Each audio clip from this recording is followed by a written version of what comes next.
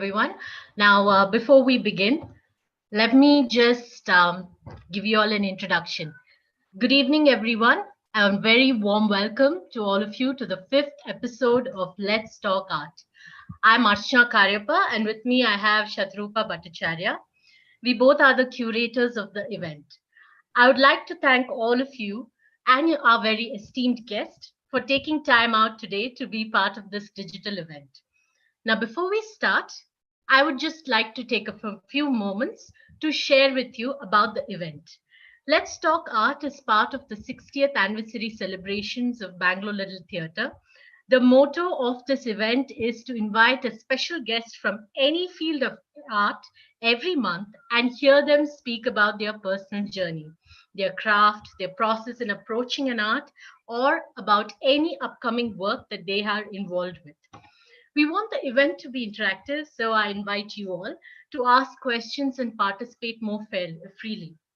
Now, since we have a lot of people in here now, before I begin, let me just give you the house rules to ensure that we have a seamless experience of listening to the speaker. So, in the beginning, we're going to first start off the conversation. I'm going to have a chat with our guest, ask him a few questions, and as and when you feel you have a question, please put it up in the Zoom chat window.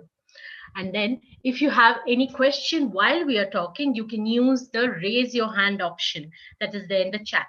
And lastly, let the questions only be related to the subject of the talk.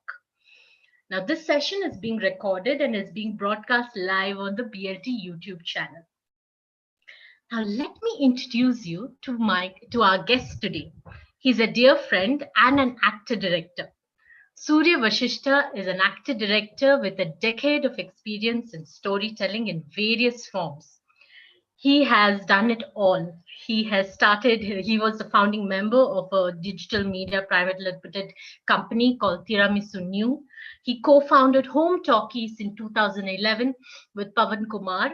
He started his own studios, Astu Studios. He worked on stage, off stage, on camera, off camera. He has done it all. His filmography includes Lucia, U-Turn, Satyavati, Badmash, Gantu Shivaji Suratkal, and many more. He is also seen as Arjuna in Red Polka Productions' play Chitra, a Rabindranath Tagore classic directed by Pratya Saha and Shatrupa Bhattacharya. He has also directed over 100 corporate films for many corporate brands and handled post production for international talk shows that have aired on Star and Color feeds in over 100 countries. He'll soon be making his directorial debut with a Kannada feature film that is yet to be titled. The shooting of the film is nearly completed and post production work is underway. Today, he'll be speaking to us on his personal process of writing and directing a film, his take on the current status of movie theater, movies, and how important it is to take a risk in his own artistic journey. So, very, very big BLT welcome to Surya Vashisht. Surya, can you please switch on your camera and join us here? Hi, Hello, hello, hello. So let me. I can't hear you. can you hear me now? Yes. That was really Go sweet ahead.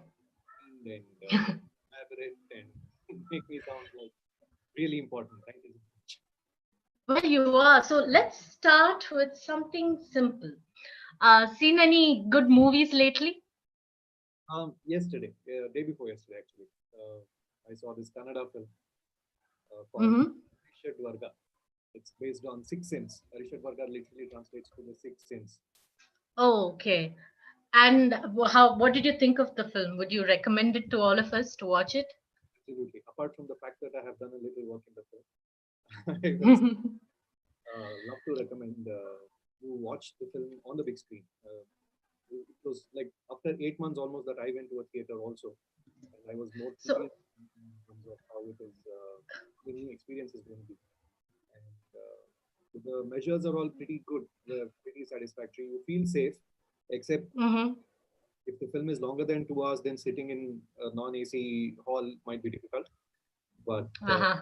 this was thereabouts. I think it was a great experience watching the film. So it's a very well made, very technically sound, and he's a filmmaker that I look up to. Arvind Kamath. It's his directorial debut. Yeah. So this is the film that I watched. Otherwise, I've not seen any film in a long time because this film I had anyway seen about a year ago before I became associated with it.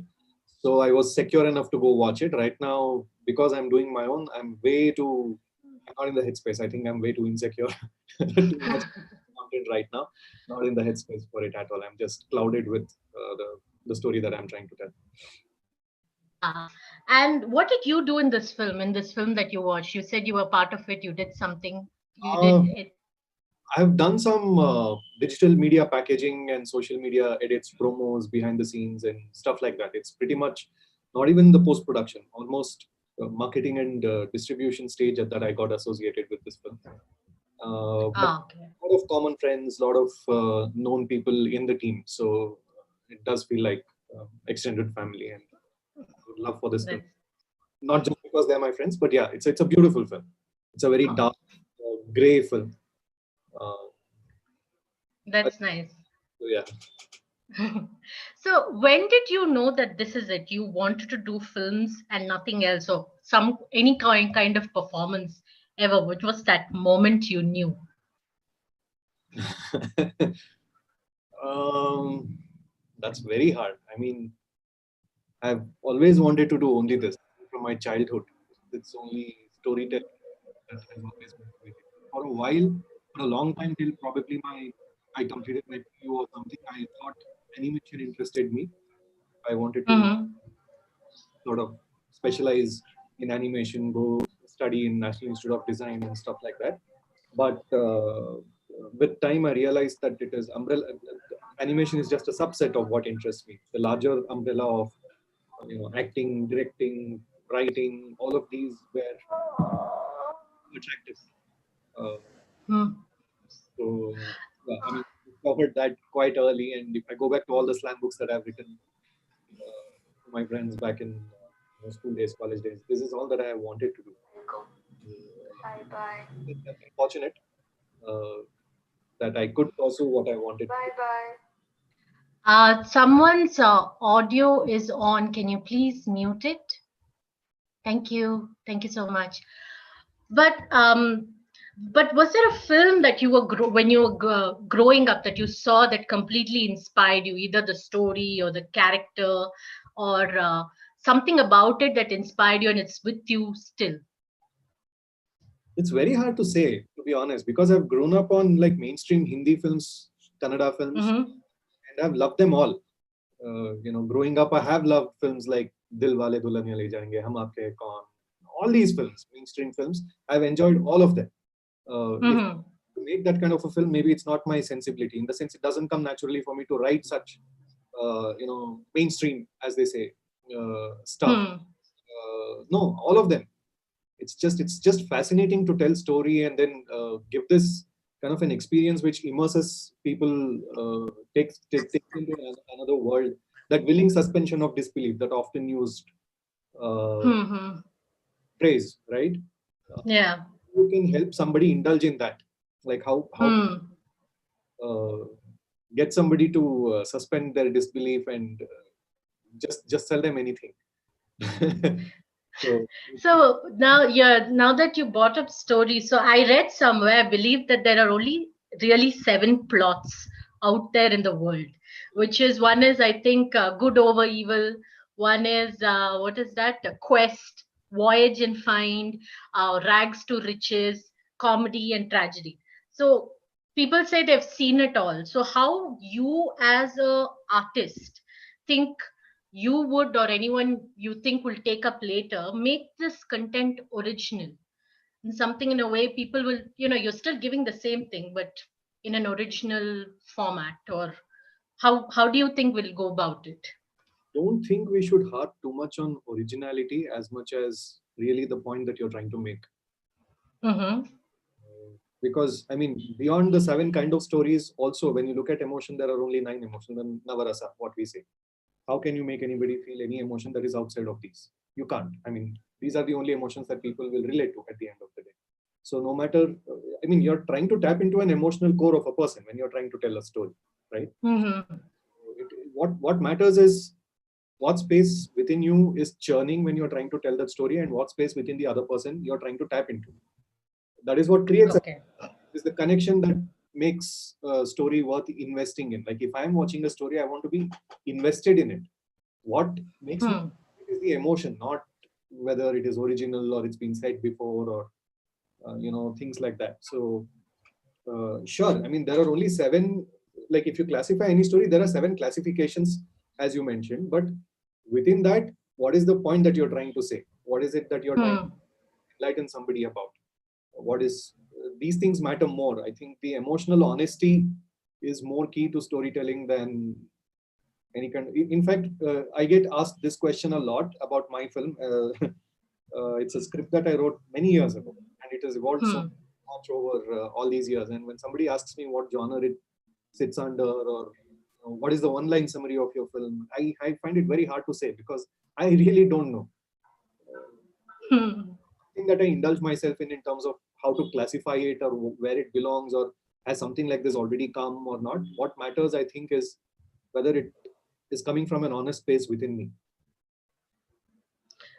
So when someone sees a Surya Vasishta performance or a movie or art, so what is the one thing you want them to take back? Like you just said, what is that one essence that they should take back home?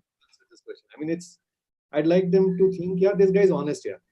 This guy is, whatever he's saying with sincerity. That is, I think that matters most to me. Beyond that, yeah, I mean, of course, I would like to be well received by the audience. I'd like to have a large audience. It opens up so many more resources, and resources help tell so many more stories. I've pretty much been an indie film or indie method of working, whether it's been short films or theater or whatever I have indulged myself in. It's always been extremely low on resources. My team is minimal. Like even a feature film, I have a 15-member team. That's it on a busy day. And kind of like normally it starts like 60 people, 70 people, and to do a film with only 15 people is like unheard of. So I like operating like that in terms of keeping things small, quiet, and then let work do the talking kinds. But yeah, the audiences we can get, there are bigger canvases that we can indulge in. I'm sure even then we will work indie style, but yeah, so that we can have larger canvases and indulge in other larger stories also. I mean, yeah. Yeah. So we have a question. So I'm going to switch off my audio and video. Chaitra, if you're here, please switch on your video, audio, and you can ask your question to Surya. Hi, Surya. So. Hi, no, Surya, please don't. Okay. Hi, Surya. I have a question. How important is formal training for an actor? Because for me, I directly started off with theater and movies and everything directly. Like I don't have any formal training except that I'm a dancer. So I just want to know how big a difference will it make, according to you? I'm not professionally trained myself, so no matter what answer I give you, it is going to be theoretical in nature. But how do I answer this? It's a very tough. Being non-trained, but acting can only, if you are formally trained, it can give you a sense of craft or a sense of technique, right? But there is, I mean, any art form beyond the craft and the technique, there is something else. There is something that you bring to the table in terms of your own personality or life experience, and so many of those things count towards a performance, right? So I've always believed, I don't know, maybe if I was trained, I would have believed differently. But I think as an actor, for me, it is more important to make the audience feel the emotion than to feel it myself. Like you can feel all the emotion as an actor, but if you have not communicated that to the audience, then there is no point. Versus, suppose you don't feel anything within, but the emotion the character is supposed to feel at that point of time, you have made the audience feel, then you have done your job. It's always going to be a trade-off, right? It's always going to be how much you feel versus how much you prioritize the audience feeling what the character is supposed to feel. So those things I don't think any training can do, but training can certainly help you learn in terms of how to use your body better to do the same, whatever you're emoting, how to do it better, how to do it more effectively.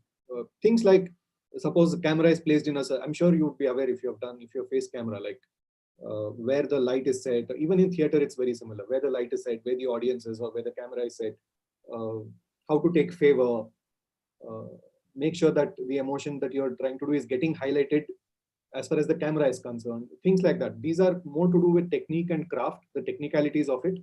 And yeah, I think formal training helps in these regards. And of course, it's always good. See, formal training is, it's kind of meditative in nature, where when you're in a setup, there is nothing else that you're thinking about. Let's say you do a 1-year academic course.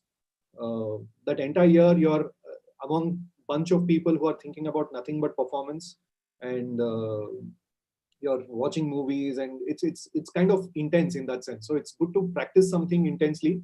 So that is another benefit. And of course, most such institutes have other courses also, like directors, and so it's the collaborative nature of working comes very early if you take formal training. But apart from these things, if you ask me if that will make you a better actor, then I'm not very sure. I'm not very sure. There are benefits, but it can only take you to a certain extent. Beyond that, it's really the individual artist, I think.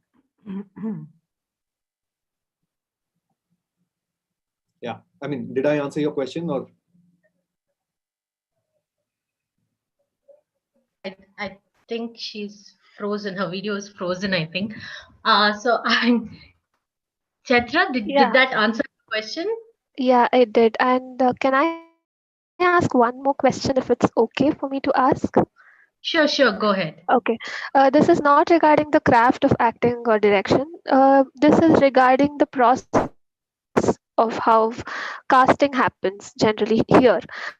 I mean, when you see, when you compare our industry to other industries, right, the casting is much more formal there. So here, what happens, the way they call for auditions, or the way auditions happen, even not the ones which are open auditions, the process of each audition is like sometimes it's complete havoc. Like you can't even make out like what's happening in the audition hall, or it's generally the whole process is not formal. Do you think having a formal casting director and going through that process is better, or do you think the director himself auditioning the actors? Um, I do agree with you in terms of having a formal setup is always better. Uh, somebody uh, Somebody like a casting director whose job it is to keep track of which actor is doing what, which actor will suit which character in within the script, and all of that. It is a specialty in itself, and casting director always will make a director's job that much simpler. Uh, looking There are many things to analyze, and when you look at film as a commercial entity, not just an artistic entity, a casting director is also capable of judging what how the script is going to be positioned, and if it is positioned in a certain way, then what is the market realities, like what is the earning potential of the film, or what is, or how much is a justified budget that needs to go to make a film. And if there is a certain budget that is required, certain minimum budget that is required to make the film, then how do you justify the cost, and how do you ensure that the business of the film doesn't suffer? Because at the end of the day, everyone has to earn and go back home, pay bills and feed their family. There are too many things at play in that sense. So a casting director is very, very essential, and will definitely formalize and organize the whole process. It is certainly a necessity. But that said, what happens here in Kannada is pretty. We are a much smaller industry as compared to all our neighboring industries. When you look at Tamil, Telugu, Hindi, and all that. So there are two things that happen. One is, in a small industry, virtually everyone knows everyone. So in that sense, when a writer and a director sit down to make a film, they have a very clear idea already in terms of the talent pool available. Fresh talent, of course, will find it a little difficult, but it is that kind of, I mean, it took me 10 years. So in that sense, it does happen. I mean, you make your inroads and then you find your comfort zone in terms of the people you work with, and doors will certainly open over there. The other thing that happens is now the more people that get involved in the film, obviously the scale of the film in terms of economics will keep increasing. And to have that kind of a setup for a Kannada film as yet, especially in independent films, it's not exactly practical at this point of time. So that is one of the biggest hurdles. Like for us to do anything over here, the cost needs to kind of get justified, which has been the biggest hurdle, which is why such a process is not happening. But that said, it is, I think, as a culture, it has started. I know that there are casting directors working on various assignments, whether it is in terms of advertising here, corporate films, or even short films and stuff like that. There are people who are collecting such databases of actors, and there are directors who are talking to casting directors to get a pool of talent and stuff. So as the culture picks up, I think that's going to be a really welcome thing that's going to come in Kannada. Thank you so much. I guess that answered your question. I am going to keep my video off for a bit because my internet is glitchy here in Coog, but I will continue my conversation with you. So, you were just talking about casting and everything. So, how much work does a director have really? Like, when you talk about a film, you directly go to the film director or the film actor and talk about it. And Sorry. how does it work? No, my question was that making a film is all about collaborations, and people generally just talk to the director and actors, and they seem like the heroes of the entire thing. So how does that work? How do collaborations work, and how do you work with your team in these collaborations? So even as an actor, when I've been part of films, I think it's very necessary for me that the director is open to ideas, unless it's collaborative. If it's too much instruction, this is what you need to do, just do this much and go home kind of a setup, I don't think I'll be good in that kind of a setup.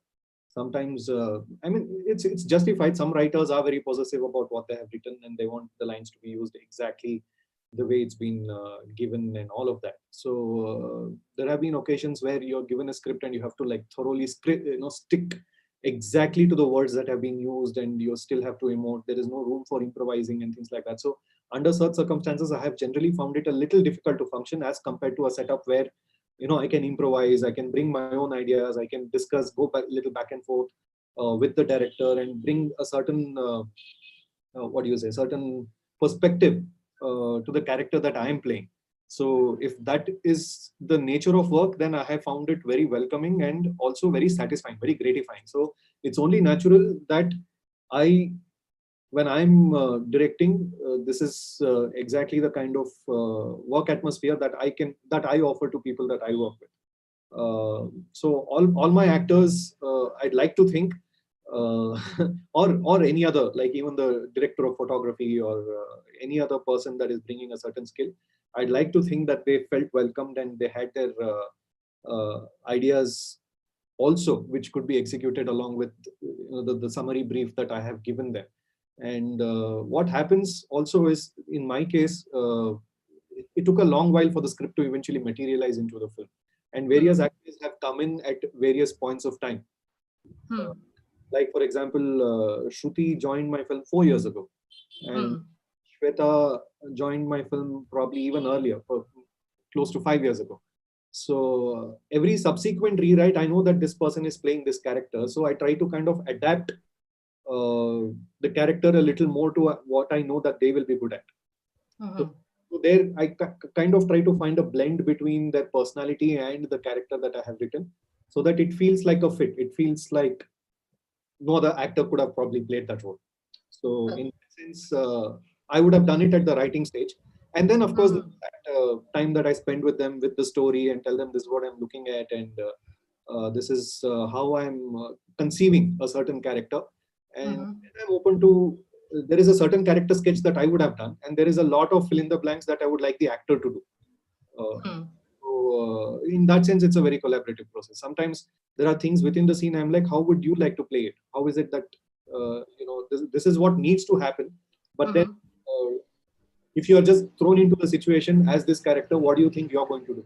And there have been occasions where, on the spot, the scene dynamics have changed a bit. But I'm okay with it because it ultimately, if the story is still working effectively, then I think such ideas need to be welcomed. So yeah, in that sense, I very strongly believe that, especially when you're doing independent cinema, it has to be very. If people don't have the freedom to express themselves, then I don't think, if you're not having fun, then what's the point? That's right. And this answered the question I had for you, which was, is story important or the character important? It looks like in your movie, like you just said, that you are adapting the story also to match the characteristics you think that the actor could play. That's true. I mean, the soul of the film cannot be compromised on. The narrative, I think it needs to be a little fluid. See, now we don't have the flexibility of something like, even to that extent, storyboard a film, because you can storyboard based on how you have conceived the scene. But practically, for an independent film where you can't afford location rent, and you're looking for people who will just let you shoot in their space and things like that, the location will not exactly offer what you have conceived. So you have to adapt to the available location and make sure that the scene is still as effective, what you're trying to say. Correct. So when you're working under such constraints, I think being fluid is very necessary. Yeah. So we'll take another question now. Shatrupa, if you're here, you can ask your question. Hello, Surya sir. Namaste, madam. Sir. All good, sir? All good, madam. Your blessings. Oh, yes, sir. So, sir, I have one question. My question is, since I know that for a fact that you're a writer as well, so my question is, when you are working on a film or working on a theater project or anything, or even a corporate film, whose point of view finally sustains? Is the point of view of the director that sustains, or the point of view of the story of the writer that sustains? This is one question I have. And I'll just put the second question as well. The second question is, since I know, you've also been part of theater projects. What would you say is the difference in in terms of acting? If I have to say, how different is acting in theater is from acting in a play, if there is at all any difference? So yeah, I have these two questions. So that's I'd like to see your reactions while I answer this. So keep short. So your first question was, okay, whose point of view ultimately remains between the director? Writer or the director? Yeah, because I know that you yourself is a writer as well as a director. So especially in the times when you're doing your recent film, who's do you ever have a coalition between the director's point of view or the writer's point of view, or ultimately which prevails? So far, there is only one short film that I have directed, which was written by somebody else. It was for a competition where we were really stressed on time. So I had to kind of take the flexibility. But the writer was not on set. He had just sent what he had written. So ultimately, I had to shoot it the way I interpreted it. I don't know if it was consistent with the writer's this thing, but finally, when he saw the output, he was happy. So that is that. But at all other occasions, it's usually something that I have written, which I have directed. So when I'm writing it, I'm not thinking of how I want to direct. And when I ultimately look at the script and think about how I want to direct it, the writer is kind of switched off. I know this is the content that I'm trying to say, right? I mean, it's the same person at the end of the day in my headspace and all of that. But I know that this is what I need to communicate. How shall I communicate this most effectively on camera or on stage? So the director, at the end of the day, it's the writer's point of view that must stay. But within the practical constraints of filming or staging it, the director has to, it's the director's responsibility more than it's, his point of view staying. The director has to ensure that the actor understands what the writer is trying to say, or ultimately communicate to the audience what the writer is trying to get at. So the writer's point of view, I mean, what is written, I think, is sacrosanct. In terms of material. So you can take flexibility in how you communicate it, but the soul of the communication should not be lost at any given point of time. So that is the first question. Second question, between stage and film, and you are asking this. Somebody came on my set one day and said, I'm doing this only because it is your film. Otherwise, I don't have the patience for it. So, for the benefit of everybody else, it's our dear Shab that. No, I mean, No. stage and film acting, they're very, very different. How do I, apart from the obvious things like camera catches the little details, whereas you have to project a little bit more on stage, and you have to utilize, stage is a lot about utilizing your entirety, the entirety of your body and the entirety of the space that is available to you. Whereas cinema often doesn't give you that flexibility. But cinema also gives you the flexibility of not having to project too much. But again, it comes with the challenge of being able to repeat the same thing multiple times for multiple angles and doing it the same way. If the same shot is taken from 3 different angles, 3 different times, you still have to emote with the same intensity, but do it the same way so that editing can happen. It doesn't like, you can't have hand here in one shot and somewhere else in the other shot and stuff like that. And the ability to switch on and switch off is a very critical, I think, skill as far as film is concerned. Whereas on stage, once you switch on, you have the entirety of the play before which you can switch off. It's you get into a zone much better when you are performing on stage as compared to doing it on film. So there are these things, but when you look at how you sketch out a certain character and how you give traits to the character that you're going to portray and stuff like that, that process I think is pretty similar. The way you analyze a character and want to design a certain performance and all that. The performance itself has these 2 different ways of doing it. Right. And just connecting question. What do you think is the role of audience in the case, like there must be a different role of audience in case of theater as well as film, because, obvious in theater, audience is just present there at the moment, whereas in the film, it is different. So do you think, as in like how theater can break the fourth wall, do you think how the whole audience involvement in a theater, is it also the same case in case of films? Like, not exactly breaking the fourth wall, but like in case of films, do you think what sort of role would you say the audience plays? It's kind of very difficult to answer that, because I mean, good films have failed, bad films have succeeded. So, I mean, me being a filmmaker, I will obviously expect audience to stand with good content so that, collectively all of us as a society can evolve and stuff like that. But we go into such subjective domains in terms of, like, even something as simple as design. Like when I see a very well designed Apple hoarding versus some local, some politician's poster has been put up, which is very badly designed, the 100 faces at the bottom. Obviously, it's not very aesthetic in nature, but it has an audience at the end of the day. So who is to say what is good design versus what is bad design? Similarly, who is to say what is good cinema, bad cinema, what is good content, bad content? If there is an audience, then it's justified. And if you're doing good content according to you and there is no audience, like, too bad. So it's not something as a filmmaker or a storyteller that you can worry about. That is why I kind of said, all you can think of when you're trying to tell a story is, are you really being honest to yourself when you're telling the story? Because if you are, then that piece of work will survive somewhere, and someday somebody will like it.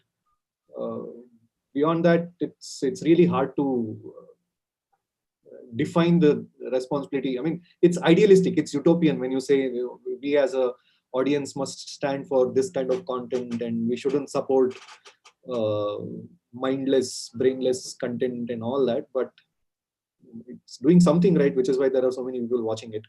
what it is, I may not understand, but it is what it is. So yeah, that's how I look at Thank it. you. Thanks, yeah. Thank you so much.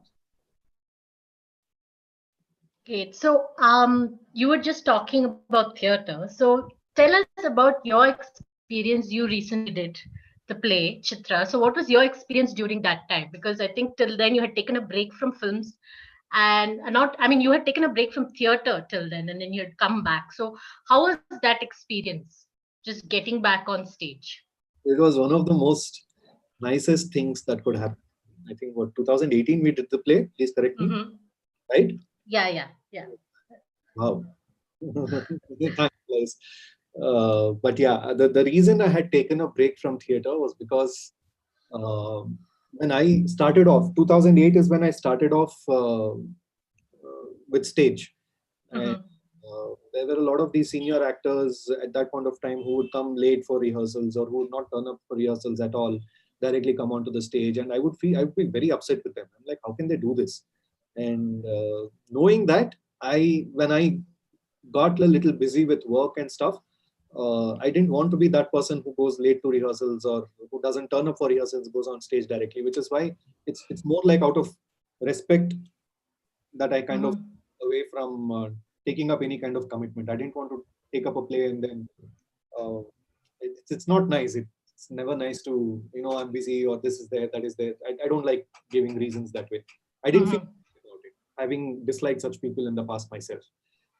But then, yeah, very, very fortunately, 2017 end May auditions were. And I must really thank Anshulika for reaching out and saying, this we are doing this audition, please come. And Mm-hmm.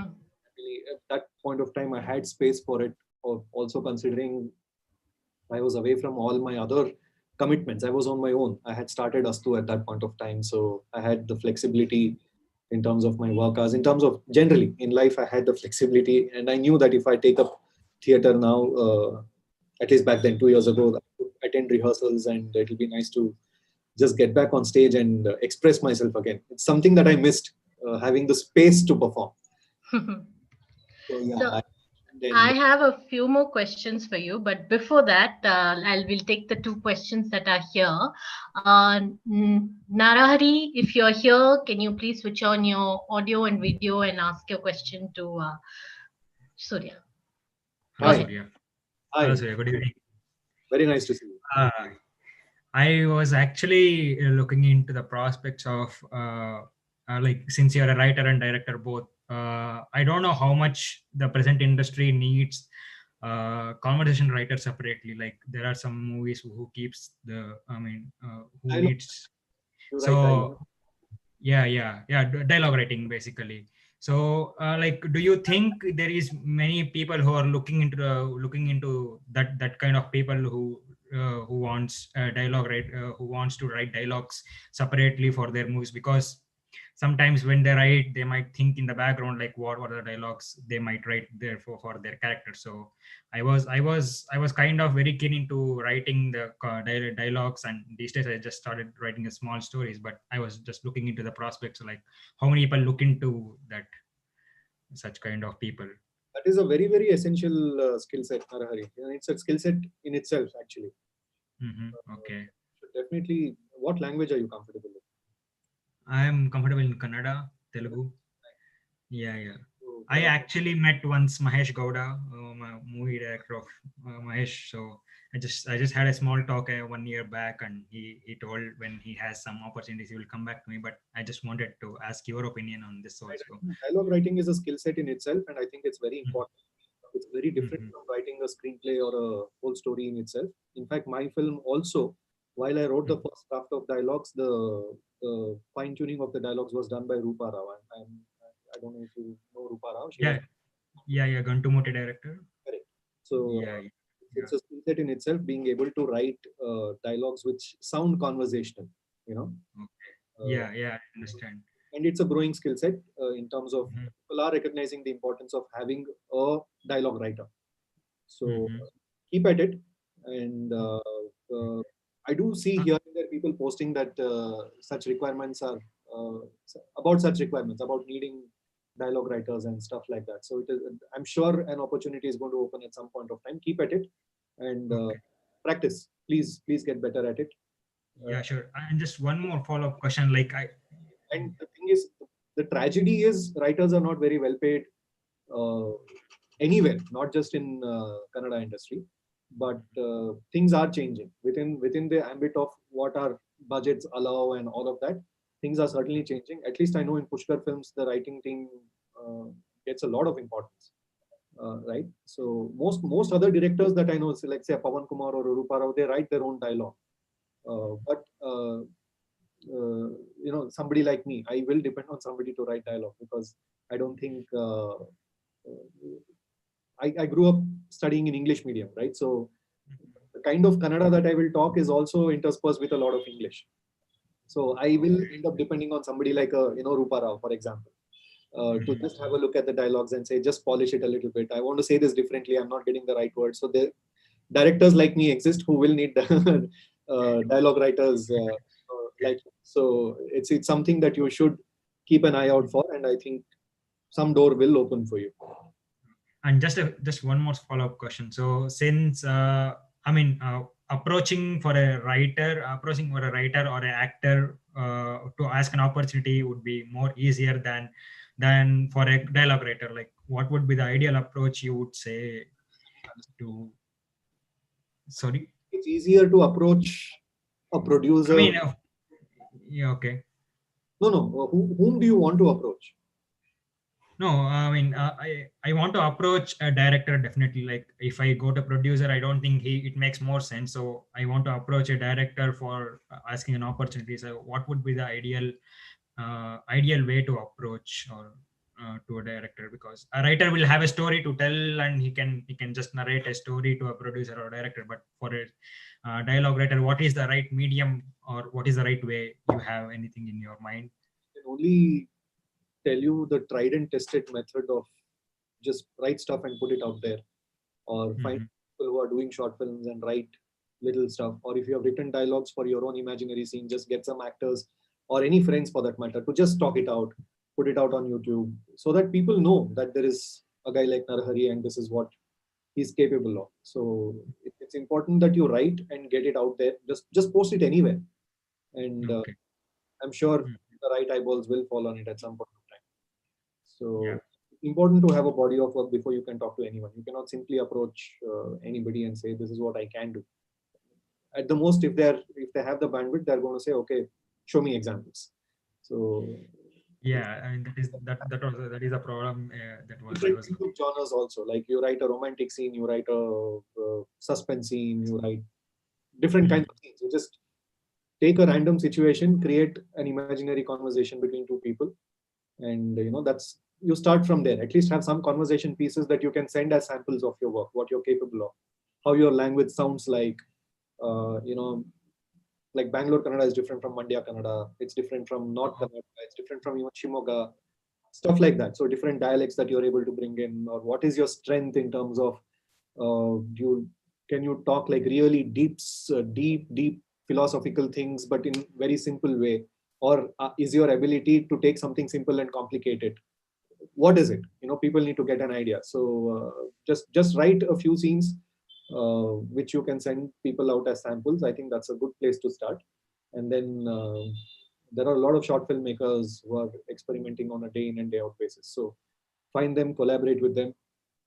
Short films are the place where you can experiment a lot, because the consequences are not very drastic.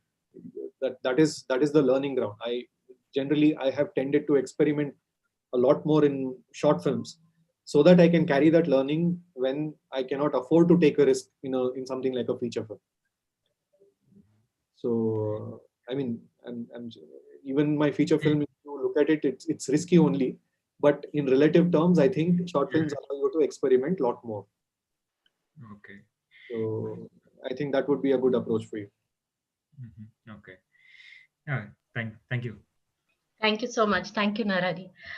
So coming to feature film, tell us how it was to shoot during this COVID time and what's happening with it. Now it's in post-production. So explain to us a bit about it. about the process you went through for the scheduling, and also tell us a little bit about how the movie is going, the editing process and stuff like that.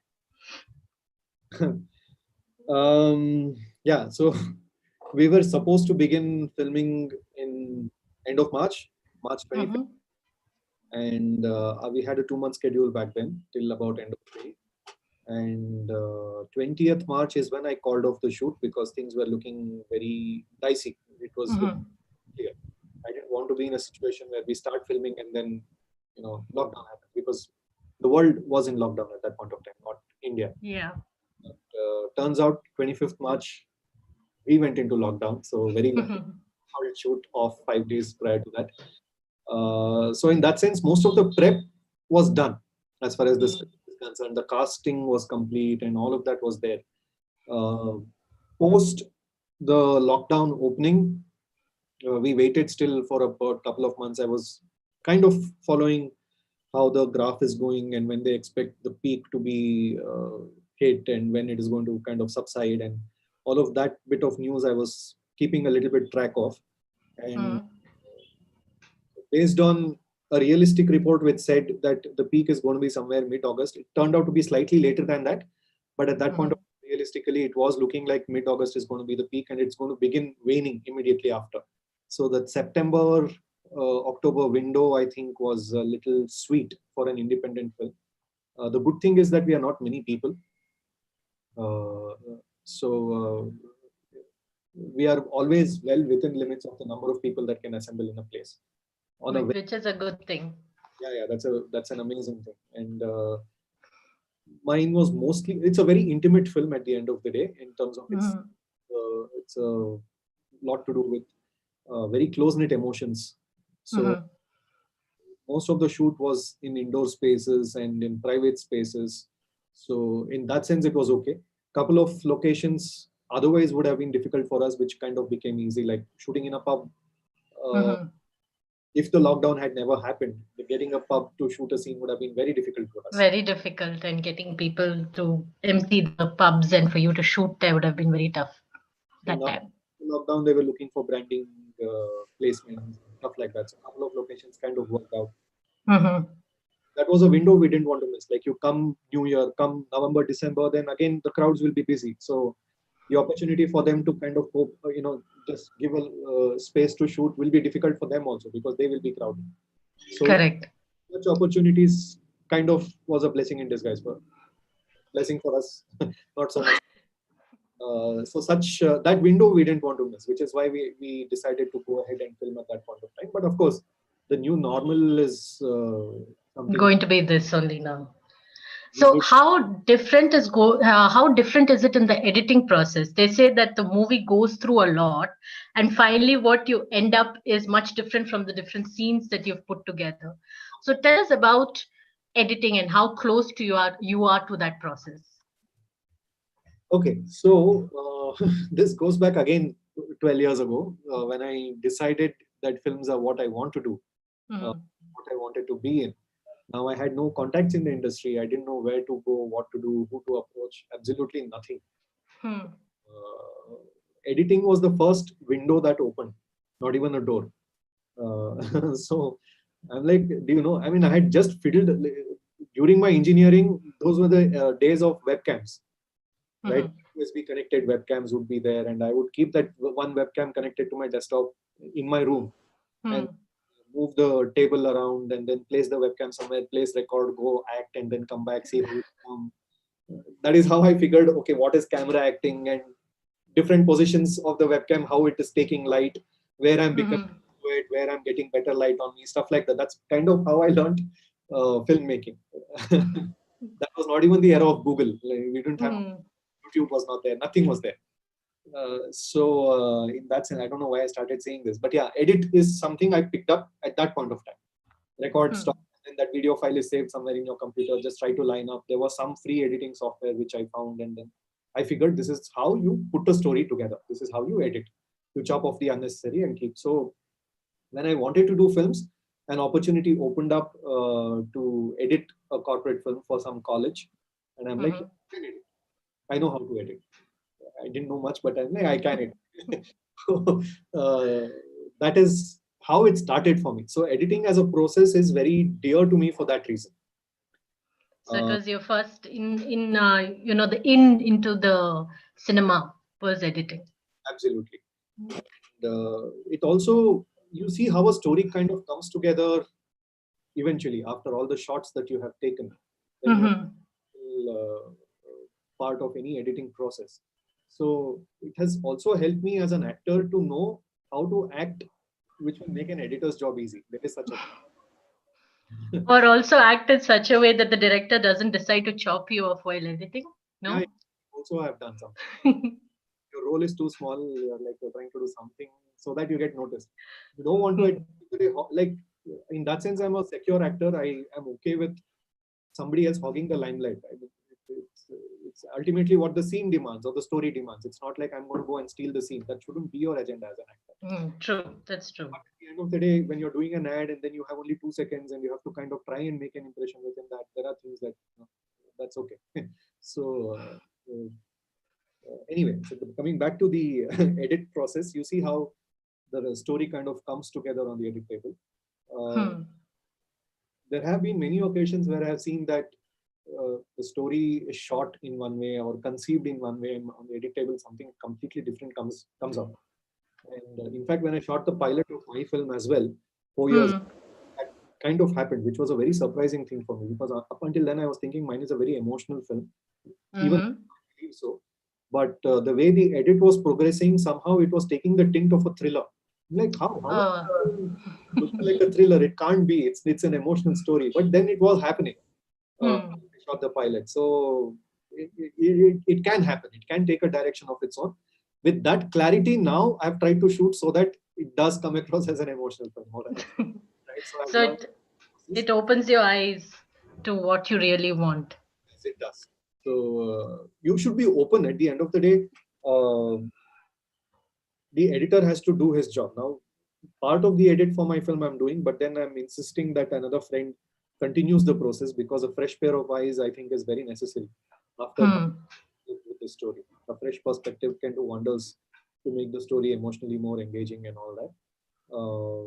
But that said, the writer has done his job, the director has done his job, the actors have done their job. Now the editor needs to do his job. So if I'm doing the edit, I cannot be attached to, I directed this scene so well, or this shot so well, I need this in the film.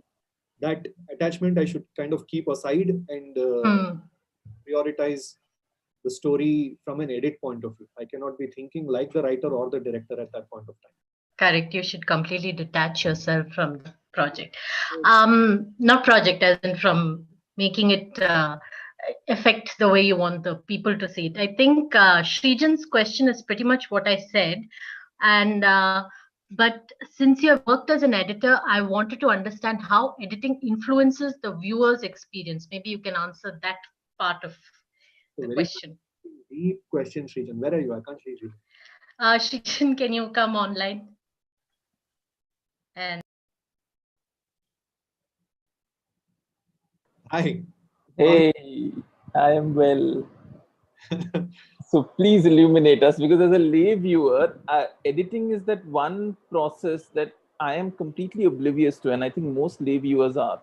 But from what you just described, it seems like it can have as consequential an impact on the viewer's experience as the acting or as the writing or as the directing. So that's why I wanted to understand that part of it. So the more invisible your job is when you're making a film, like as a DOP, as a director of photography, or as the editor, or even sometimes as the VFX person, the more invisible your job is, the more people are unable to discern what exactly has gone into it. I think the better the job you have done. If somebody comes out of a cinema hall saying, what visuals? That means somewhere the visuals have overtaken the story or the content, which should never be the case. Or somebody comes out and says how it was edited, what pacing and all that. That means that is something that they have noticed. They have not stayed within the emotional, constraints of what we want the audience to be in. So in that sense, editing must feel invisible when the audience sees it. And it is the better the editor, the more invisible that process is, which is why unfortunately we don't know the names of too many editors, right? So nobody ever thinks like, it's a very valid question what you asked. But yeah, now there is one editor that I have been very inspired by, Walter March. He's considered the god of editing. He's edited The Godfather, and you can just Google all the information. Now he prioritizes.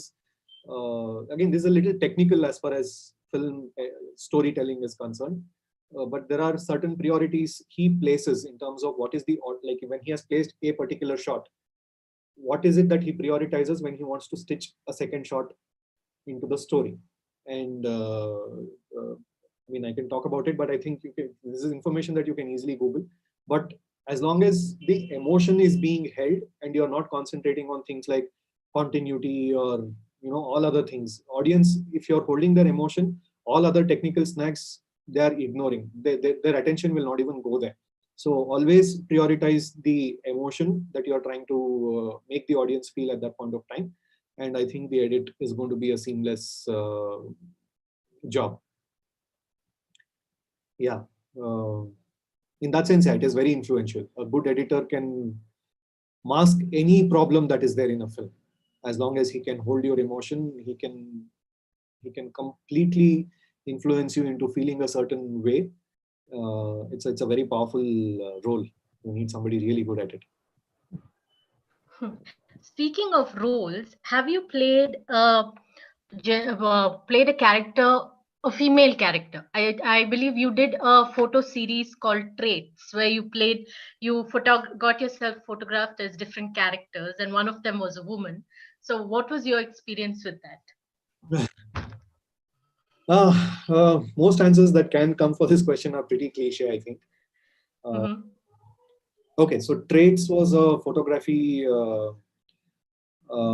experimental series. The idea was to do portraits of different characters, so that it was done in collaboration with this photographer friend of mine called Shalini, and we just wanted to kind of experiment so that it's not as much about her photography or about me. It shouldn't feel like my photograph. It should feel like somebody's looking like at a character. And we conceived this sometime 2-3 years ago, and in fact we were rehearsing for Chitra at that point of time. And we had made a list of characters that we would like to kind of create and stuff like that. And there was one like underworld guy, or it was very experimental in nature. One nomadic guy who is just roaming the streets, one beggar, and many was what we thought was very versatile and stuff like that. And then I happened to share it with our dear Shatrupa. Where is she? Can she switch on her camera? She can't. And she looked at it and she was like, why is all of this male? Why don't you try a couple of female? And then the idea I found very intriguing. But I was very insistent that it doesn't come across as a caricature. It's very easy for it to look. There is a certain dignity, I think, in being a woman, and I don't think guys are capable of imbibing the dignity when it comes to portrayal. Right? It's very difficult. And that dignity was not something that I was willing to compromise on. If we can pull off a very convincing storyline, only then let's try and do this. Otherwise, let's keep our distance from it, was my approach, was my thought process.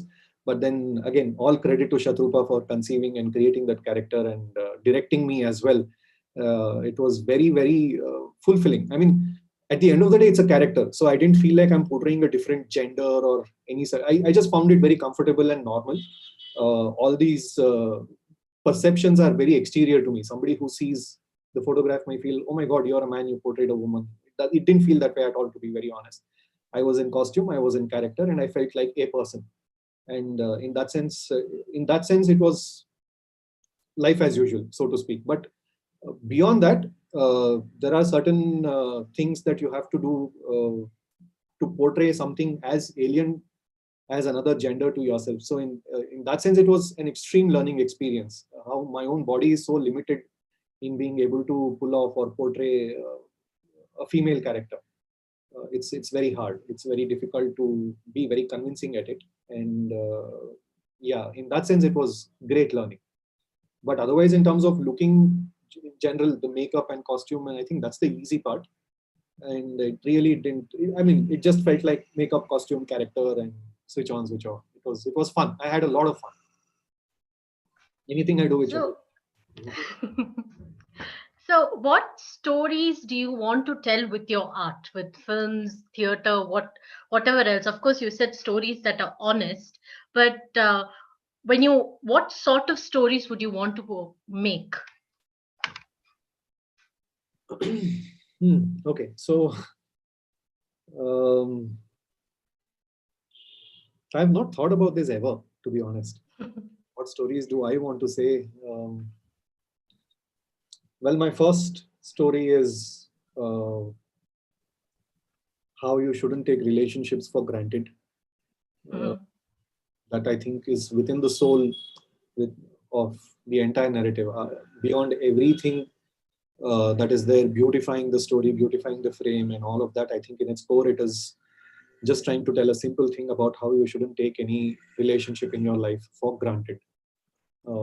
Because at some point of time, the consequence of that is going to be very real, and then maybe you cannot go back and correct things, right? True. So that is that is within the soul of the story that I'm trying to tell now.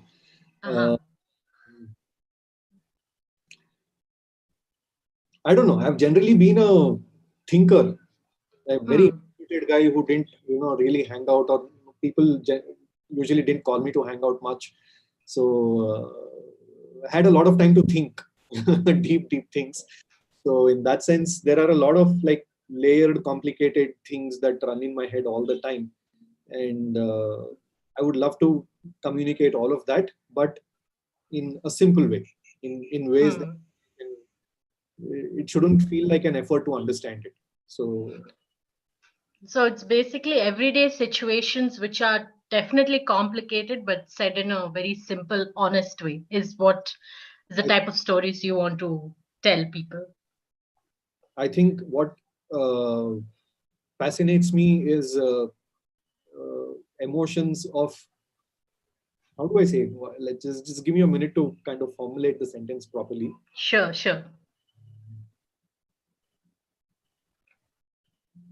When it comes to, in the meanwhile, if any please. One sec. In the meanwhile, if anyone has a question, we'll take one last question after this. So please type out, or else, and then we'll Surya, you can continue. This is a word I think I've repeated too many times, but honest emotions that have an impulse, have a situation turned against it. I think I find deeper and more fascinating that, like, you show a couple in love, for example, who obstacles whatsoever, a single guy, single girl, or they fall in love, they get married, whatever. It's a very straightforward thing. I find that a little boring. But let's say something like two people who have no way of being together for whatever life reason. Maybe they're seeing somebody else, or I don't know, they're two different places, or whatever it is. They're sitting cannot bring them together, but they have a certain honest emotion towards each other, let's say. Unrequited love, I think that's what, Not just in the romantic sense, but any emotion for that matter. Any something you feel towards your parent, and maybe they're not around for you anymore.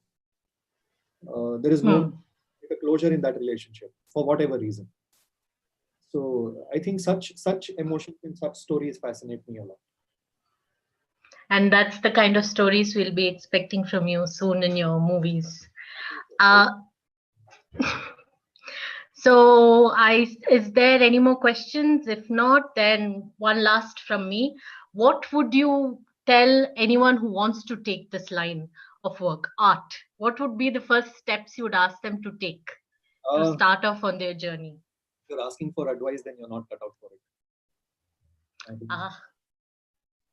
So you should just go with your gut feeling, with whatever your heart tells you to start off with, or there is a certain choicelessness in pursuing this path, and unless choiceless, you should really, if you have a choice, don't do this.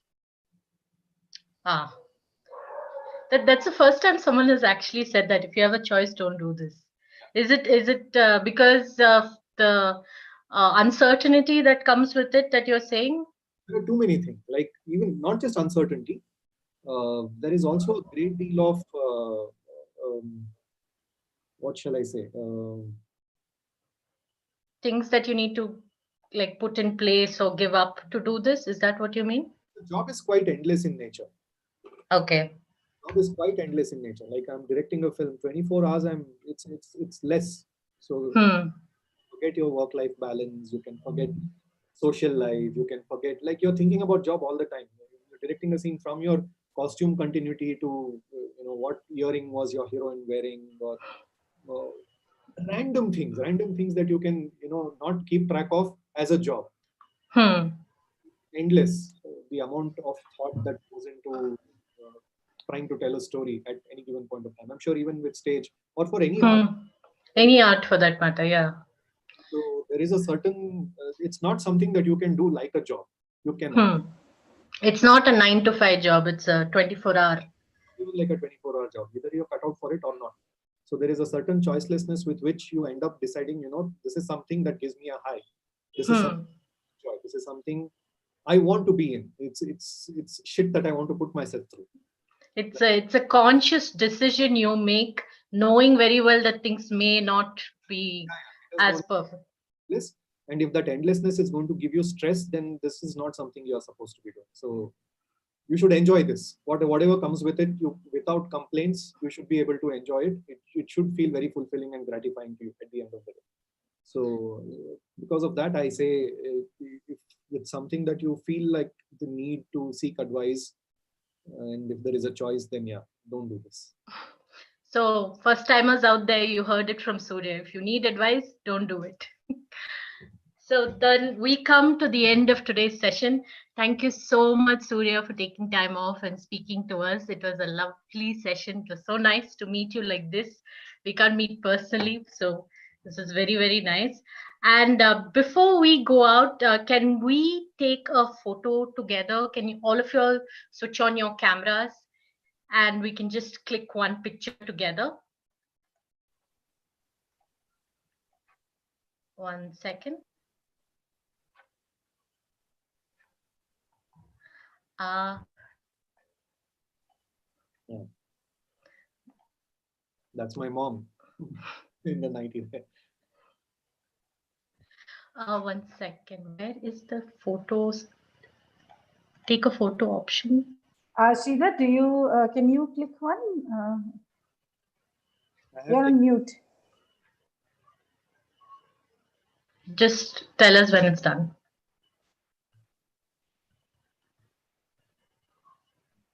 I think it's done. Yeah.